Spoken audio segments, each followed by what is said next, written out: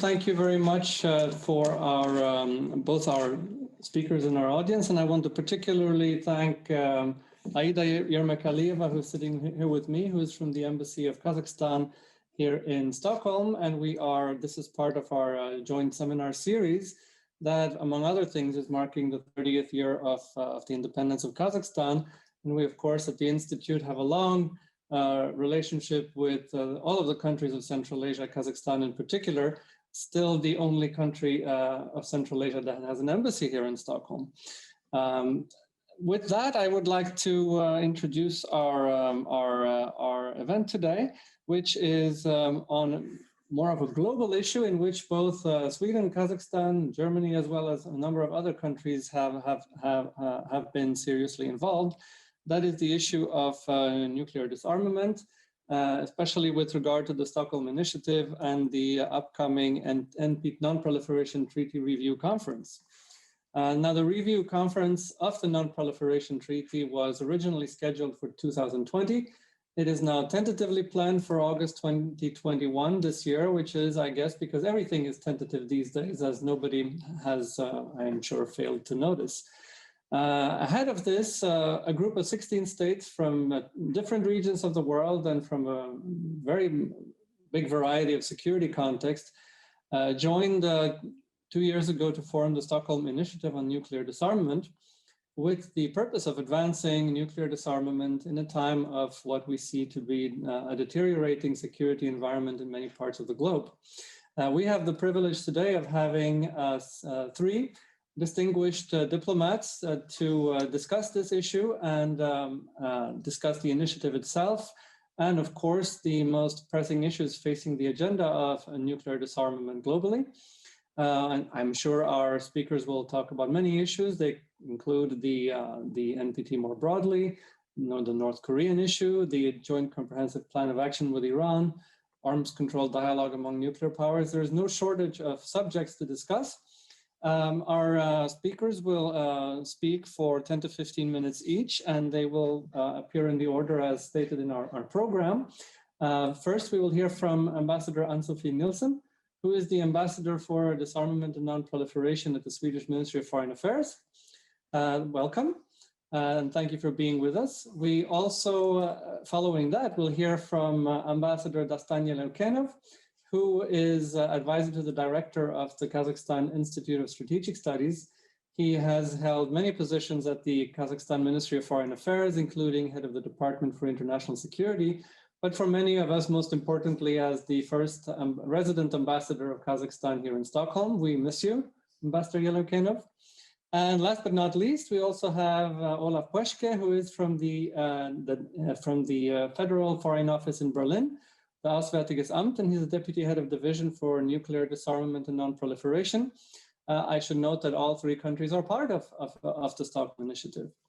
I welcome all, as Ebba mentioned, all questions. With that, I would like to hand the floor over to Ambassador Nilsson. Please, Ambassador, and thank you all for being here. Thank you very much. I hope you hear me. And first of all, let me thank the Ambassador of Kazakhstan here in Stockholm, of course, and the Institute for Security and Development for inviting to and hosting today's webinar. It's really an excellent opportunity to discuss our respective views and policy on disarmament and non-proliferation. But of course, not the least, our cooperation ahead of the 10th review conference of the Non-Proliferation Treaty, as you mentioned, Svante.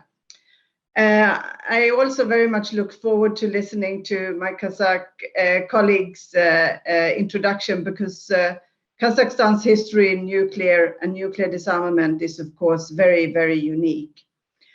And glad also to see you, Olaf, from Berlin. Let me start with a global outlook. As we said, in the shadow of the COVID-19 pandemic, the global security environment really continues to deteriorate.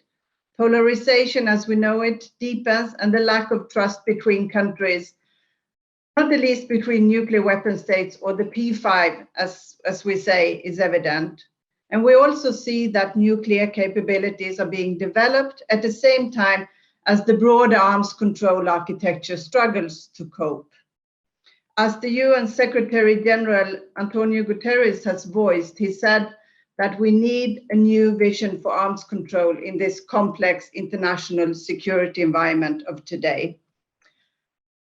And remember that our common goal of a world free of nuclear weapons, it seems further away than it had in a long time, and that is of course deeply troubling. And we must never lose sight of this goal, or the fact that even a single nuclear explosion would have humanitarian consequences of catastrophic proportions.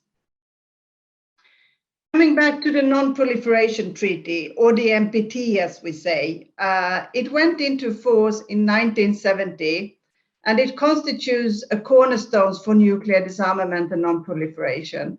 The treaty, as many of you know, is based upon 3 pillars: disarmament, non-proliferation, and peaceful uses. And they are mutually important and reinforcing each other. And just taking a step and looking back at the NPT after 50 years, we see it as a success because it has contributed to the relative low number of states that today possess nuclear weapons. It has curbed proliferation of nuclear weapons technology. And at the same time, it has also opened up for states to develop nuclear technology for peaceful uses, such as nuclear energy, but we also see this technology in agriculture and in health, for example. And with it 191 states parties, it is really one of the most participated in treaties among states. And that includes, of course, the 5 nuclear weapon states: China, France, Russia, United Kingdom, and the USA. What we need to do is, of course, to make sure that the treaty stands robust, not in the past, but also for the challenges that we have in front and ahead of us. And it is worrying that the disarmament and non-proliferation diplomacy that all 3 of us are strongly engaged in since decades face hurdles and stand still to a certain degree. So what we need is more of constructive multilateral and bilateral cooperation in arms control and disarmament to counter this development. We really don't need less. And this brings me to the importance of that Sweden puts in both disarmament, diplomacy, and the 10th review conference of the NPT. And that is the reason why the Stockholm Initiative for Nuclear Disarmament, that Kazakhstan, Sweden, Germany, and 13 other countries are part of. And it was launched in 2019, and it focused ahead of the conference specifically on the disarmament pillar of the treaty. A crucial part is that many commitments within that pillar that they were made at earlier review conferences have not been implemented. And naturally, confidence in a treaty very much lies in the fact that they are being implemented. And from a Swedish perspective now, when we come to the next conference, it's important that states both reaffirm the continued validity of these commitments, but also advance on their implementation. We need not only review what has been done, but also see how we can make progress. And we cannot leave disarmament behind. And the purpose of the Stockholm Initiative is to engage, to build political support for a pragmatic and result-oriented agenda that focuses on implementation, what you could call a common ground agenda that we can gather around. So far, we have, as I said, the initiative was launched in 2019. We had a meeting in Stockholm then. Since then, we met in Berlin in 2020 and recently in Amman earlier this year. An important meeting was the Berlin meeting, where the ministers adopted a ministerial declaration, which included 22 so-called stepping stones. They are concrete proposals for nuclear disarmament. And the initiative also includes a special approach, which is action-oriented. It's a method of taking steps that we think we can take today that would move us in the right direction. It could also break up these different items in ways that we can take now, and they could also set in motion a confidence building process that can lead to further steps down the line. That is really the core of our proposal. And these stepping stones cover a wide range of topics. It's about strengthening cooperation and building trust, as I said, enhancing transparency on arsenal and doctrines, diminishing the role of nuclear weapons in security policies, minimizing the risk of conflict and accidental nuclear weapons use, verification, support establishment of nuclear weapon-free zones, reporting and reviewing, and also upholding the existing moratoria on nuclear weapons testing and enhancing efforts towards the entry into force of the so-called Comprehensive Test Ban Treaty, the CTBT. This is very important, and Sweden welcomes all opportunities to move in this direction. The initiative also, and this Berlin Declaration and this Berlin document also covering some additional, more overarching perspectives that we think are important, needs to be brought into the equation and can help us move forward. It's, for example, as securing that we have a gender perspective, that we also emphasize the importance of interacting with affected communities, and not the least that we engage the young generation in dialogue and exchange on disarmament. And as we see it, this Stepping Stones proposal, it really amounts to an ambitious and yet realistic package. And as the disarmament debate is quite polarized, we need to move away from this and not take comfort in having very polarized views, but try to see what actually connects us and where we can find this common agenda. And this is what the Stockholm Initiative is about, you know, to make progress now, but also build for the future. And as I said, we think they are realistic and honest suggestions for measures that can be taken now, even in this global difficult environment. That, of course, now no doubt will probably continue in the coming years too. Because global security is shared. All state parties to the treaty, we believe, has an important role to play in the lead up to the review conference. And there are also other groups and initiatives that are thinking along the similar lines, and we hope that we can reinforce each other and complement each other in the preparations. One should not forget that the nuclear weapon states have a special responsibility, and they are also having their own cooperation in the so-called P5 process. We hope that this will lead to progress. I also want to highlight the positive development that we have seen. Sometimes you speak only in negative terms when you speak about disarmament, that US and Russia recently decided to extend a New START treaty for another 5 years. And it's important, cannot be underestimated, because it is the only instrument limiting the size of the world's two by far largest nuclear arsenals. And this is a good beginning for us, what we hope for a continued dialogue on arms control. Our engagement is strong. I'm sure you will hear that also from the other speakers. And we have also submitted this to a working paper. We reach out to other states parties, and invite them to align with these Berlin documents.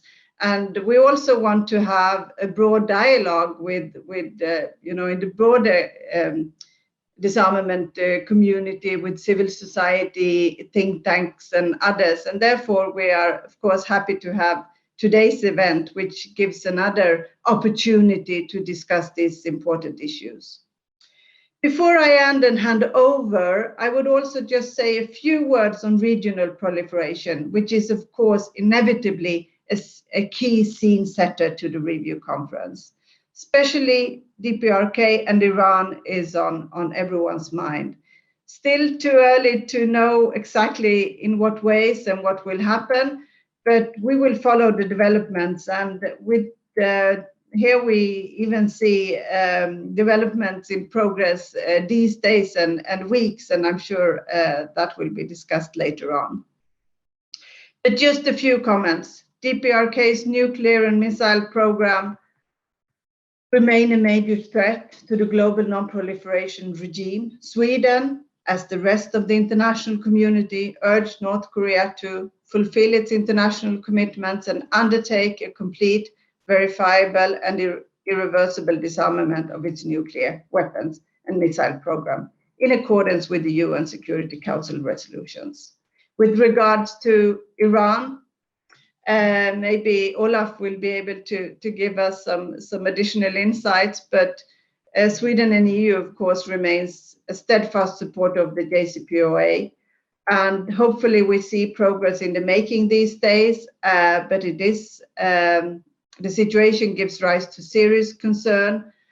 And we deeply regret Iran's decision to withdraw from the additional protocol, and we urge Iran to return to full compliance and to refrain from further steps. And we also welcome what we now hear from the Biden administration on returning to the JCPOA, and we'll see what has happened and might happen later this week. Very important discussions, and as I said, a key scene setter for the review conference. So I think I will soon finish, but as I said, the review conference is important. I think it's going to be quite a daunting task, but it is important that we all stay engaged and really now take the opportunity to build for the coming 5 years, but of course for the long-term future for arms control, disarmament, and non-proliferation. I stop there and thank you so much for listening. Thank you very much, Ambassador Nilsson. Those are, I think, provide a very good introduction to the subject and to the Stockholm Initiative. We will pass now the floor to, or the screen rather, to Ambassador Yelokhenov. Ambassador, please.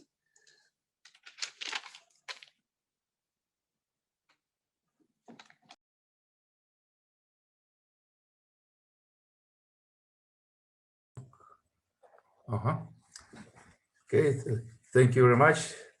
And I'm very glad to see my old friends, especially Mr. Svante Cornell, director of the ISDP, and thank you for invitation to this event. And by the way, I know Svante even before I actually came to Stockholm, many years before that.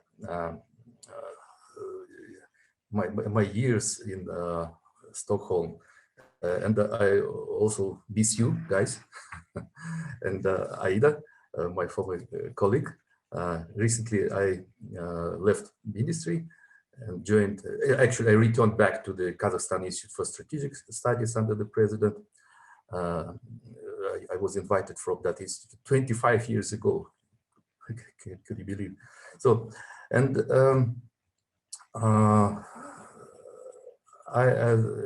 and thank you, Ambassador Ann-Sofie Nilsson, for excellent introduction, and very brief, but at the same time comprehensive description of the Stockholm Initiative, and which Kazakhstan support. And as you know, our foreign minister Mukhtar Tlyuberdi recently in January during the third ministerial meeting of the Stockholm Initiative on the Nuclear Disarmament and Non-Proliferation Treaty in Amman in January, he said that your meeting there was very timely and important. And I think that initiative itself is very timely and important. I even can't imagine now what we will do without that initiative in view of the forthcoming review conference on NPT review conference. And as Svante mentioned, this year is Kazakhstan will celebrate the 30th anniversary of our independence. And in addition, in August, we will mark the 30th anniversary of the closure of the Semipalatinsk nuclear test site by the outstanding historic decision of the first president of Kazakhstan, leader of the nation, as we call him in Kazakh Yelbasi, Mr. Nursultan Nazarbayev, and which actually laid cornerstone to our Kazakhstan policy in non-proliferation and nuclear disarmament for the next 3 decades. And let me take some time and remind you about the Kazakhstan contribution to non-proliferation disarmament, which Ann-Sofie named as a unique experience. Indeed, in some respects, it is unique.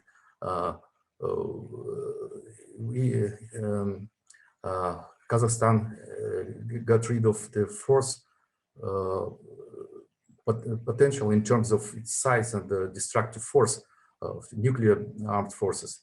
And in addition, in Kazakhstan, we demolished more than 100 nuclear missiles silos launchers. And Kazakhstan got rid of hundreds of kilograms of highly enriched uranium and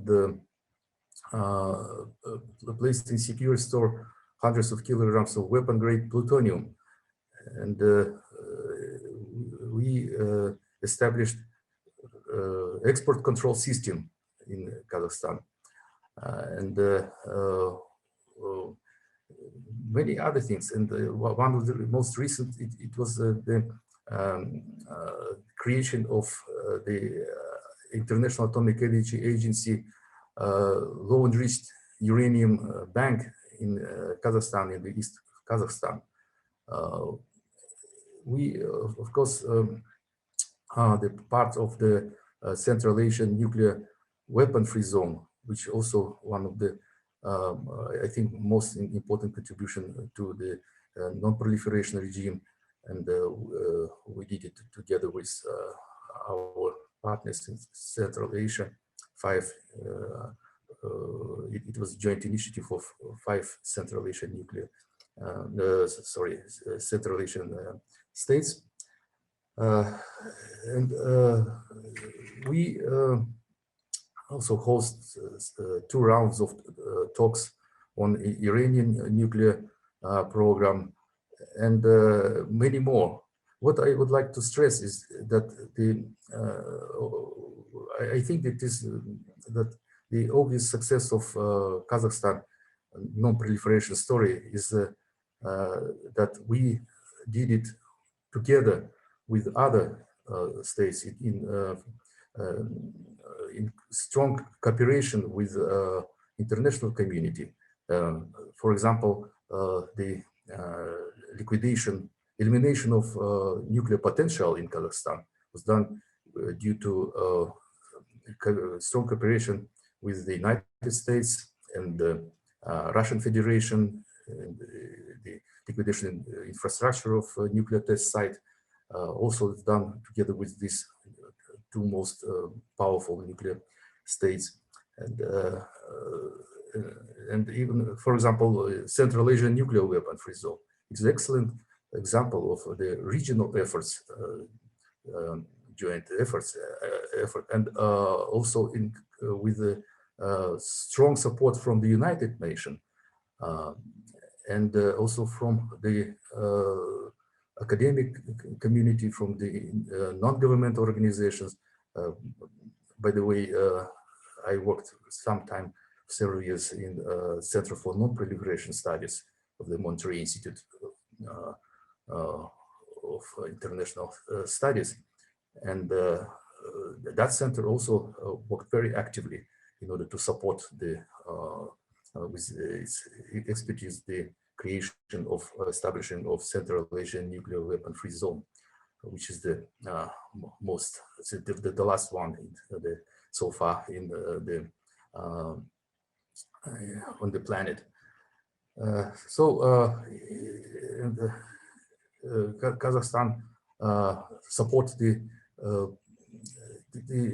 the 16 states are very different. It's a very diverse group in terms of region, in terms of the approach to nuclear disarmament. Kazakhstan is also, of course, is very active in the. It's also a strong supporter of the TPNW, Treaty on the Prohibition of Nuclear Weapons, which recently entered in force on January 22nd. So, and some others are not that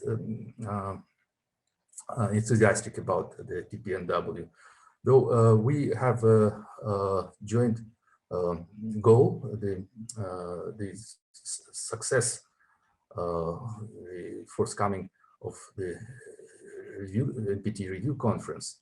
And it is also very important that the 22 stepping stones of the initiative, they, I think that this somehow accumulate the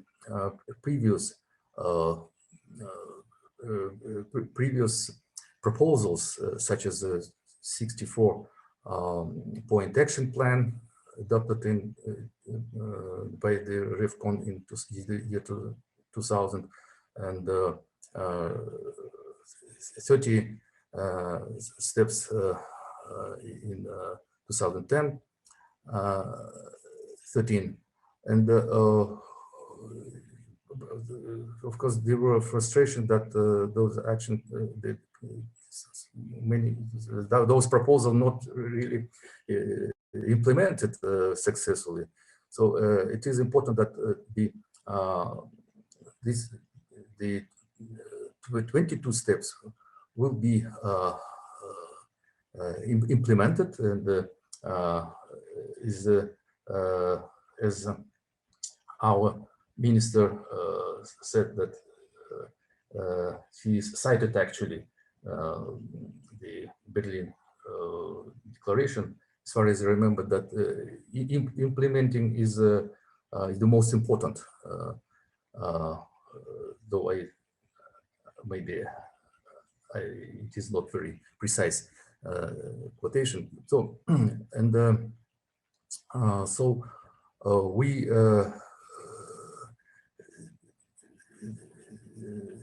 I hope that it will be not will repeat the fate of the previous conference of the decisions, and that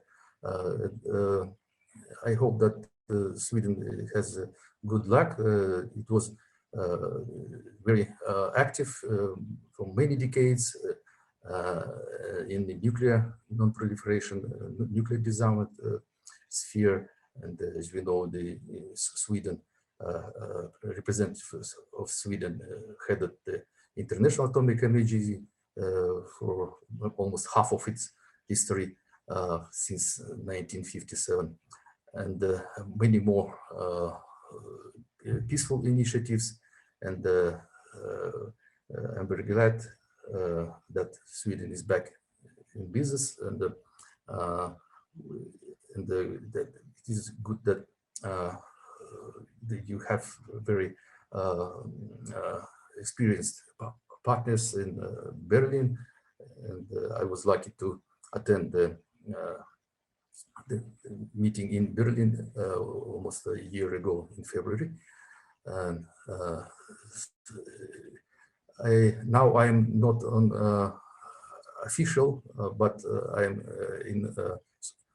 Once I said I heard that abbreviation government-oriented NGOs. So it is clearly our institute is not NGO, and it is government-oriented.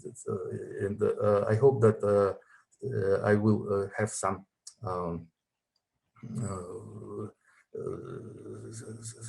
connection, to the work of the on the Stockholm Initiative. I'm glad that we, among the 22 steps, there are mentioning about the NGOs, about youth, about gender issues. So it is a compact but very comprehensive document. And again, let me repeat that Kazakhstan support the Berlin Declaration and this kind of a roadmap of action. And by the way, I found the the key message of the Berlin Declaration: commitments must be implemented. So and let me again thank for your for inviting me, and let me stop at this point. Thank you. Thank you very much, Ambassador Yelkenov. Kazakhstan has a long history in this regard, and given Kazakhstan's active role in international organizations, we expect that to continue. I would like now to ask Mr. Pashke to provide us with his perspective on the matter as well. Please, sir, the floor is yours.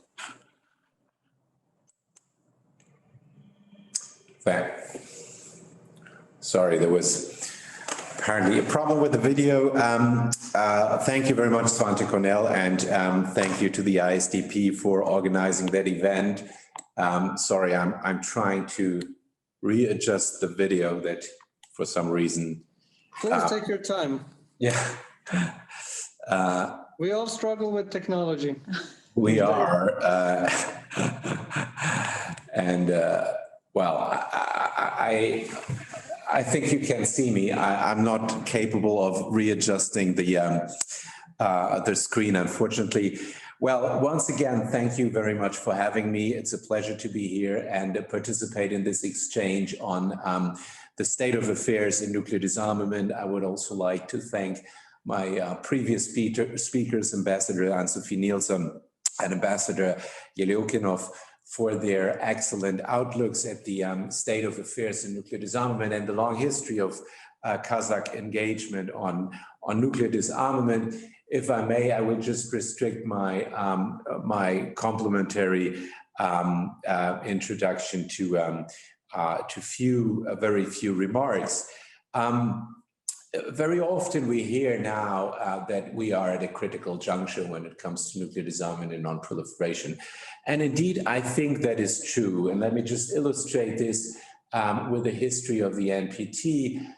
If we go back 5 decades when the NPT was established, there was a widespread expectation that actually numerous states, 20, 30 states, could acquire a nuclear capability in the not too distant future. That was actually what many states expected, and it was against this background that action was taken. Now, dozens of nuclear weapon states, needless to say, would almost inevitably have led at a certain point in time to an escalation that would also involve the use of nuclear weapons. Today, we know that this scenario has fortunately not materialized. So against this background, can be said that at least the non-proliferation goal of the Non-Proliferation Treaty, by and large, was met. I say by and large because we all know there are very notable exceptions. One failure obviously is North Korea,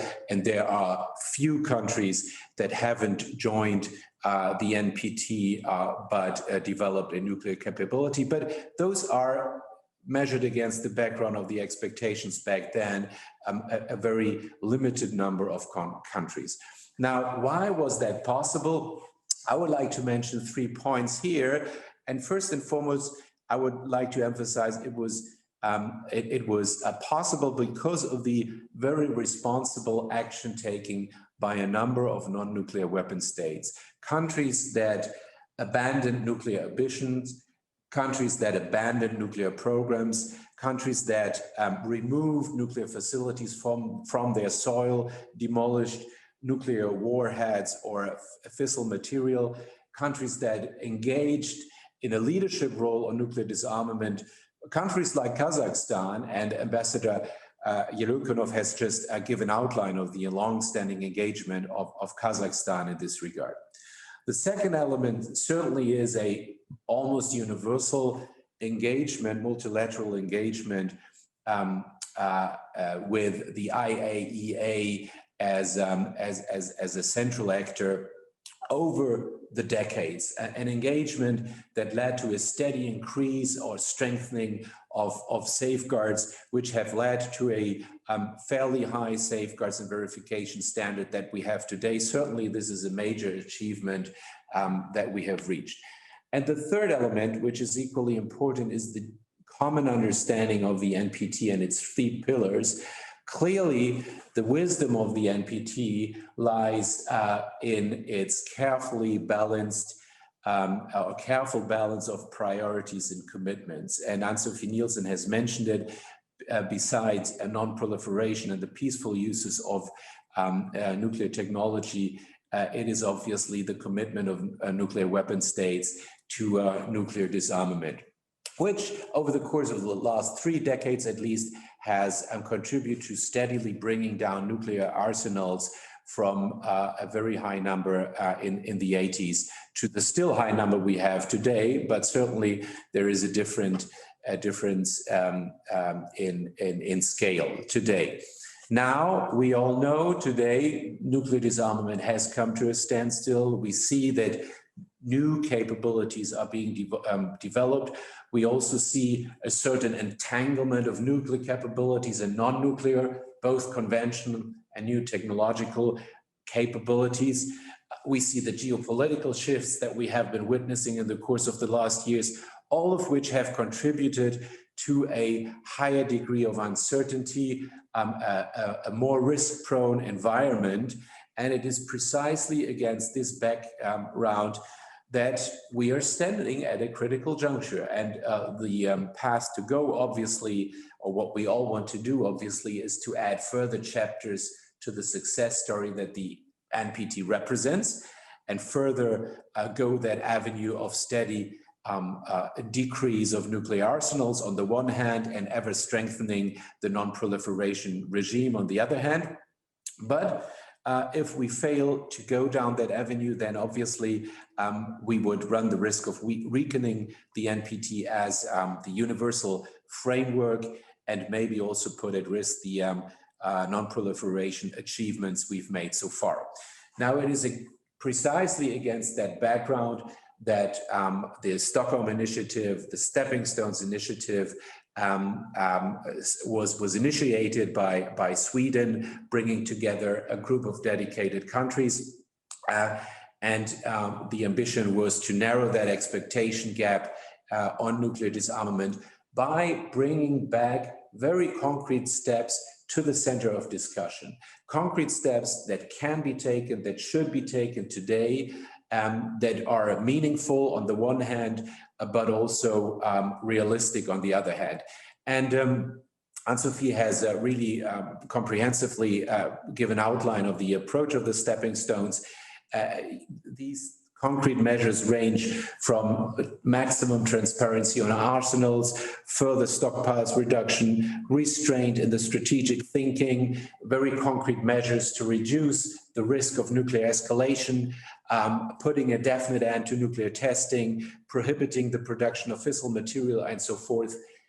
Those measures, for the majority of them, are not new. They are commitments and measures that can be seen as part of what we can call the NPT. And what the Stockholm Initiative is trying to do is bringing these commitments back to the center of discussion and rebuild a common agenda that would lead the way for the next decades. And I think, as both previous speakers have mentioned, what is important here is really a reconfirmation of our commitment to implement these measures that are out there in the current security environment. Now, the Stockholm Initiatives, by its menu adopted in Berlin, the political declaration, including the stepping stones, has, so to say, or is trying to set the course for the next decades. I think it's worth, in the discussion, also looking into some concrete building blocks or stepping stones. Each and every one of these is valuable in itself and meaningful in itself. Like, for instance, the role of nuclear weapon-free zone for the further progress in global nuclear disarmament, or things like the start of negotiations of a fissile material cutoff treaty. Needless to say, the extension of New START, the fortunate extension of New START, cannot be overestimated. The extension was a very prominent demand, a prominent request from the Stockholm Initiative. Fortunately, the new administration in the very first week has decided, together with Russia, to extend the New START treaty, which provides a very good basis for more far-reaching agreements in the future. That is obviously good news. And this brings me to my last point, where we are right now, a couple of months ahead of the NPT review conference. We believe that with the new perspectives that the new US administration offers for the NPT, it's really time to join forces within the NPT community and build this common practical agenda that would bring us forward. It is one asset of the Stockholm Initiative that it enjoys the highest political commitment of its members. That, I think, is a distinctive characteristic of this initiative, ministerial engagement. Another asset is the diversity of that group, and also its readiness to join forces with other dedicated initiatives within the NPT community to pave the way for a successful review conference, hopefully this year. We know that this is not clear by this time, but we, of course, hope that we can have that conference in August this year. So I will leave it at that. Thank you very much. I'm looking forward to the discussion. Thank you very much, Mr. Pöschke, for your perspective. I particularly think it's important in a situation like ours to remember, as you mentioned, that several decades ago, expectations were for a worse situation, perhaps, than what we have today. So it is important to put the situation in perspective. Now, obviously, we have only a few minutes. I welcome anybody's questions on the Q&A tab in our Zoom application. In the meantime, I would like to start by asking you perhaps the most obvious question, at least in my mind, which is what the interaction you've had from the Stockholm Initiative and its members with the nuclear powers. We see, I think, quite conflicting signals in many ways, some positive, some more negative. We have obviously the United Kingdom's announcement of increasing its number of warheads, which was perhaps a surprise to many. In Russia, we have, I think, an ambivalence on the one hand, interest in arms control, on the other, a military doctrine that in some quarters includes, say, possible preemptive use of nuclear weapon in a conventional conflict. In the United States, we have a change of administrations. The previous administration, if I'm not mistaken, was the only US administration in a very long time not to conclude any agreements on nuclear, on arms reduction issues at all. Whereas the new incoming administration clearly has stated its ambition to put arms control front and center of its foreign policy. So this leads me to, to try to narrow down the question. Do you view first that there is an engagement on the part of the nuclear powers? And second, in view of this deteriorating security environment, I wonder if there is, there are two possibilities. One is that this makes your work very much more difficult. But on the flip side, could it also be possible that everybody is aware of a deteriorating situation, and even the large nuclear powers don't want to, or still want to maintain some type of control or system in their engagement with one another, ground rules, if you will, or an ability to compartmentalize and be able to discuss nuclear matters while perhaps disagreeing on others? I'll leave the question that open for you. Perhaps Ambassador Nilsson, if you would like to start, or whoever would like to start, please. Thank you.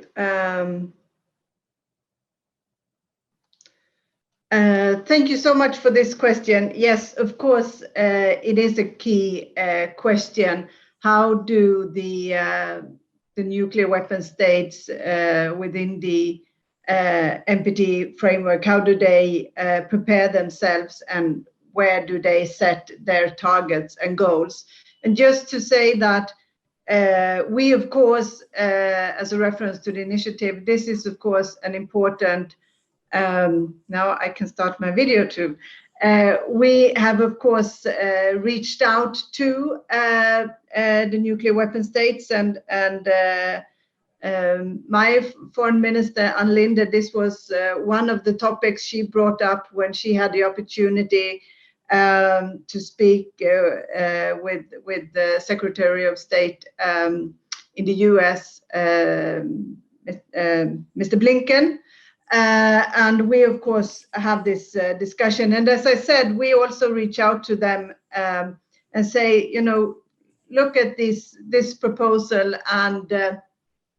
and use this method and see where you, and let us know where you see opportunities. Where can we move forward? Our proposal, as other initiatives' proposals, are not, set in stone, but we need to have in-depth and constructive dialogue on, how can we go about this? I'm not saying it's super easy when we, to a large extent, meet virtually these days, but we have to use all the means and measures that we have. Coming to the other side of the coin, how do they plan for themselves, and what do they see? And you Svante, you brought up both certain developments that might be favorable and others that might go in the other direction. Still, for us, it's, I think, early to say, but we also know that the P5 have their own, as I said, their own P5 process, and we also, of course, have expectations and hopes that they will be able to work on those as we go along. I stop there to let others in. Thank you. Thank you very much. Ambassador Yelokenov, how would you look at this from Kazakhstan's perspective?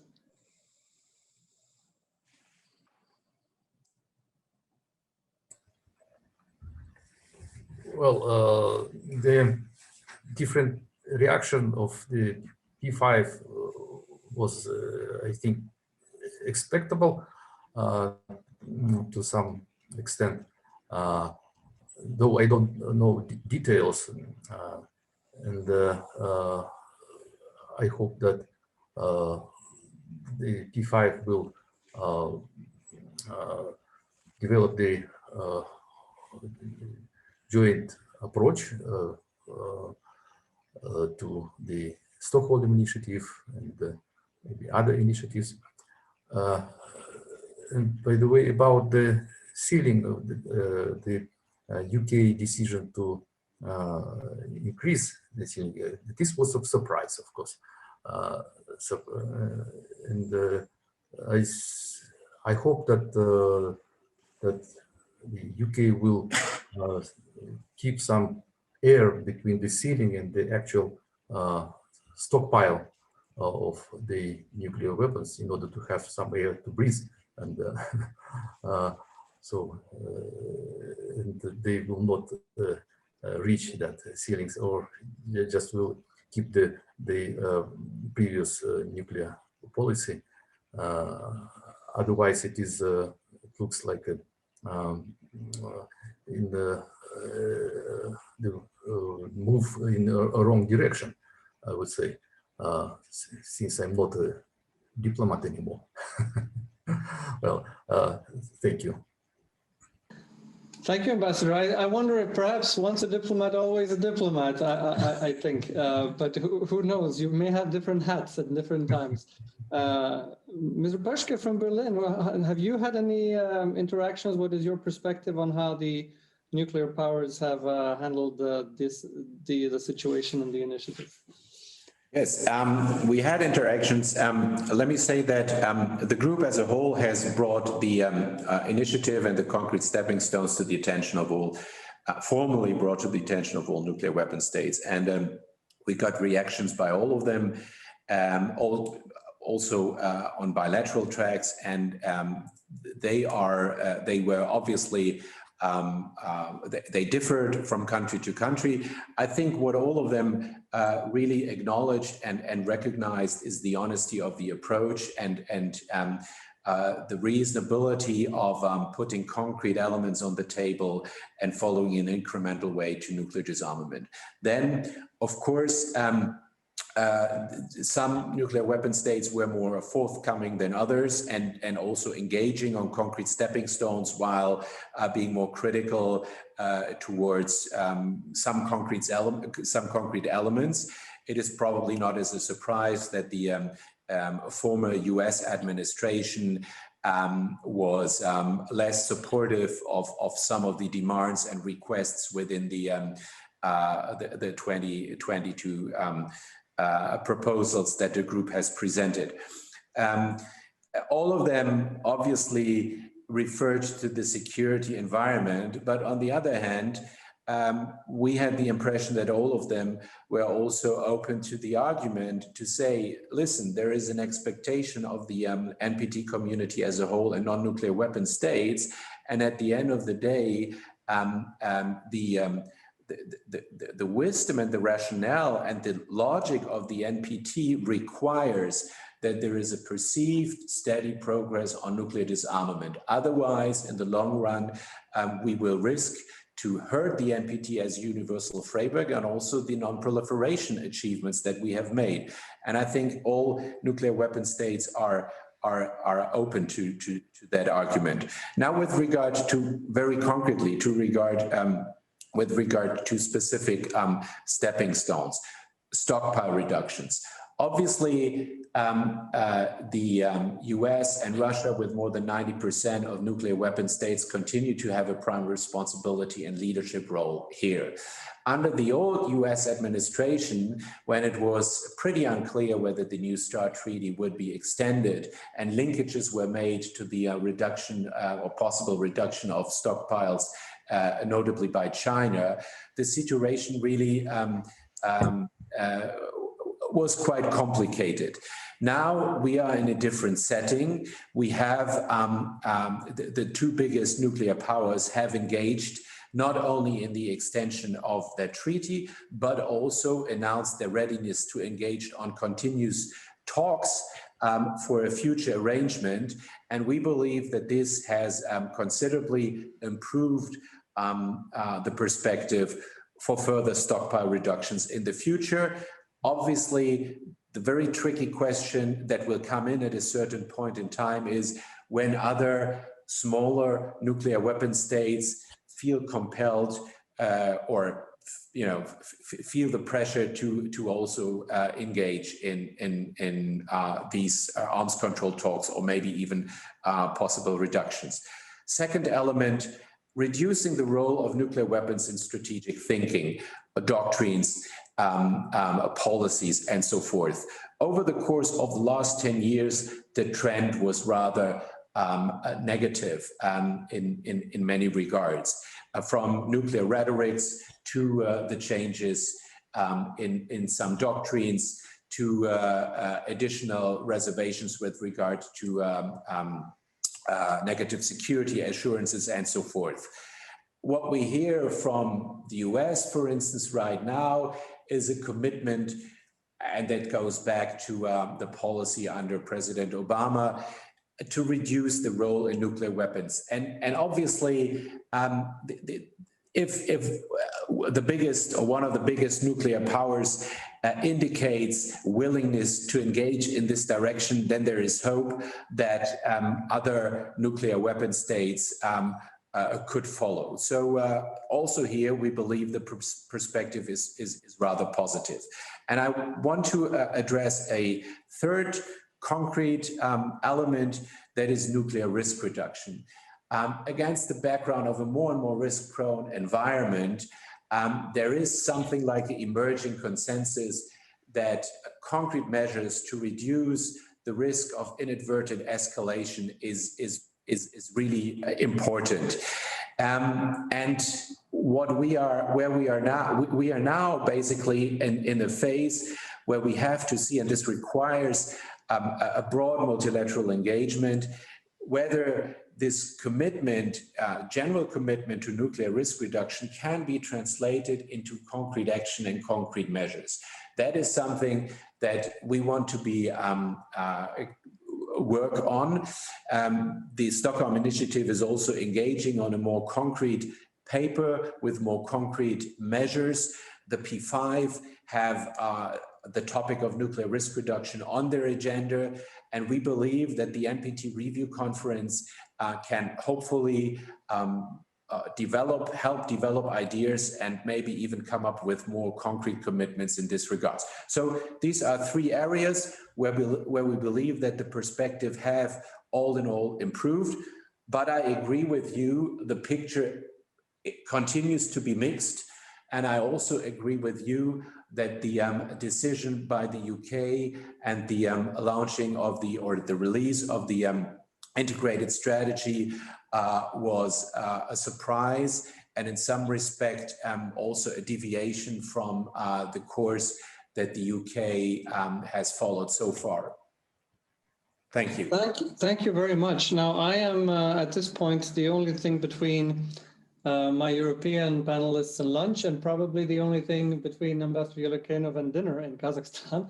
But with that in mind, I just would like, there's a quick question, only one left on our question and answer, which is for Ambassador Nilsson about the DPRK and whether the Swedish government could continue to play a role under the Biden administration as it did during the Trump administration. And if you have a quick question to this, please, we would be glad to hear it before we have to close the seminar, since we're running out of time. Thank you. I saw that question, and I'm, of course, that's not my portfolio, and I think it's difficult to know what will happen in the future. But what I can only say is that, you know, Sweden has played a role and been engaged for a very long time, and will inevitably continue to be engaged and active. So hopefully Sweden can continue to be a good and constructive voice when it comes to the developments in that part of the world, which is of course important on when it comes to disarmament and non-proliferation. Thank you. In regard to that question, I will only point to the Korea Center at the Institute for Security and Development Policy, which is very actively involved in many issues regarding the Korean Peninsula, of course, including obviously the nuclear question. At this point, I think we would like to thank you all for participating. I'll hand the floor briefly to my colleague Aida Yermakalieva for perhaps some last words from our partners' side. Okay, dear guests, dear distinguished audience, let me thank you, all of you, for joining this very nice web seminar, which has been organized with so many actors like ISDP, our embassy, and of course Swedish and our distinguished German and Swedish Ministers of Foreign Affairs, and Mr. Dastan Yelukenov. We miss you so much.